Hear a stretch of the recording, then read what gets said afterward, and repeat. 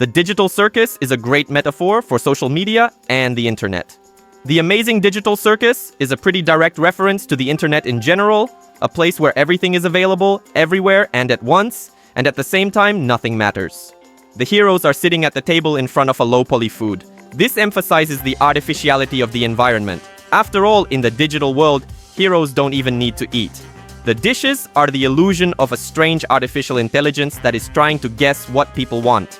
Through the adventures of the Pomni character, the authors show a story about information oversaturation and futile attempts to find themselves in a world where everything is aimed at depersonalizing people and turning them into avatar masks. Almost from the very beginning, Pomni decides to study the structure of the circus in order to find a way out.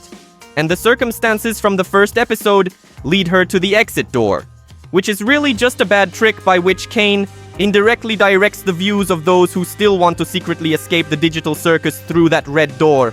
Behind every door there are strange rooms hidden. Somewhere she sees a mannequin sitting in a bathtub, and somewhere a black abyss with a huge carousel.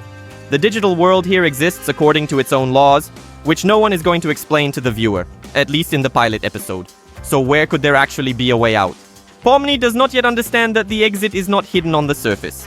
I offer several exit options, and you write in the comments which one you like best or suggest your own option. The first option is the basement, which is not just a garbage dump for the abstract. This is the real way out. When another digital circus character becomes uninteresting to Kane, he throws him out into the real world. And the real world can be compared to a trash can, because the best world is a digital circus. The second version is a computer that was in one of the rooms. According to my theory, it was enough to just turn it on, and you find yourself in the real world.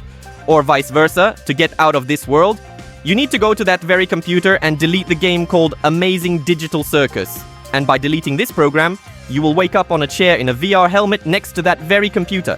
But Pomni was sure that behind each subsequent door was the real world, until she simply found herself in emptiness. Although we can assume that all the corridors with doors are just an additional location that Kane simply hasn't finished yet. No wonder Kane was scared. I don't think for Pomni, but for the fact that an interesting and new character will immediately leave. And who knows how such an outcome would affect the other participants in the digital circus. Or maybe there really is no way out. This shouldn't happen because Pomni and everyone else somehow got here, which means that it's still possible to get out of there. At the end of the pilot episode, we were shown the whole world. We see that the circus is on the island is in the void, and void is in the void. In the login of some strange computer that we talked about earlier. Nearby lies some strange old VR helmet, which we also mentioned, which once again proves that all this is not a real one, but a digital field, and it was created by someone. When Pomni runs out the exit at one moment, she gets into the office. We see in the office this incomprehensible emphasis on the CNA logo.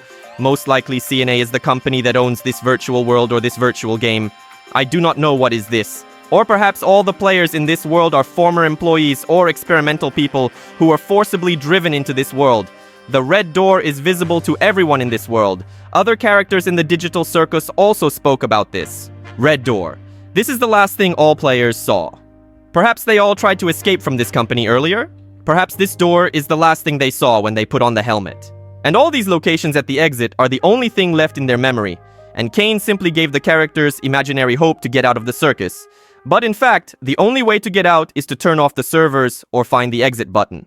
Having rewatched the second episode, I wanted to touch on another theory about how Jax will become the reason for the abstraction of the rest of the members of the digital circus, namely through his attitude towards his friends.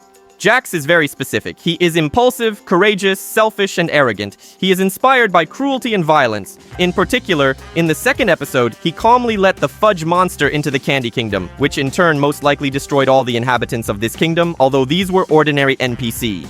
Jax breaks Gangle's mask and then throws him and Kinger into a pit with a bowling ball.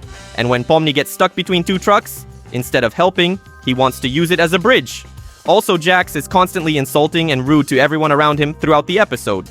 Well, now we come to the most important thing. So what is the reason for the abstraction of people in the digital circus? Yes, the whole point is that people lose their individuality due to emotional instability, which in this case can be provoked by Jax.d him throughout the episode.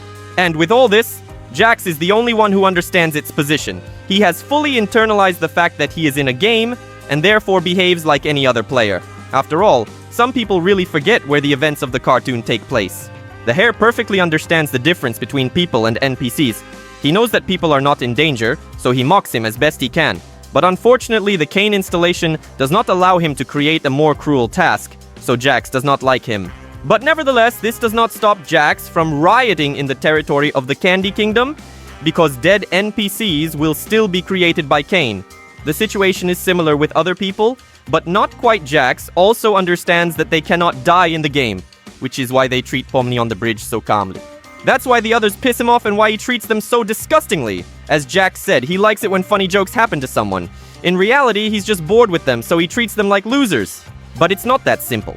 In my opinion, out of all the characters in the digital circus, there is one that Jax treats like a teammate that he can secretly respect, although in reality, he just doesn't want to show it. Have you guessed who I mean? Yes, that's right. It's Zooble, because she too has sort of resigned herself to her fate in the digital circus. But unlike Jax, Zooble is not as cruel.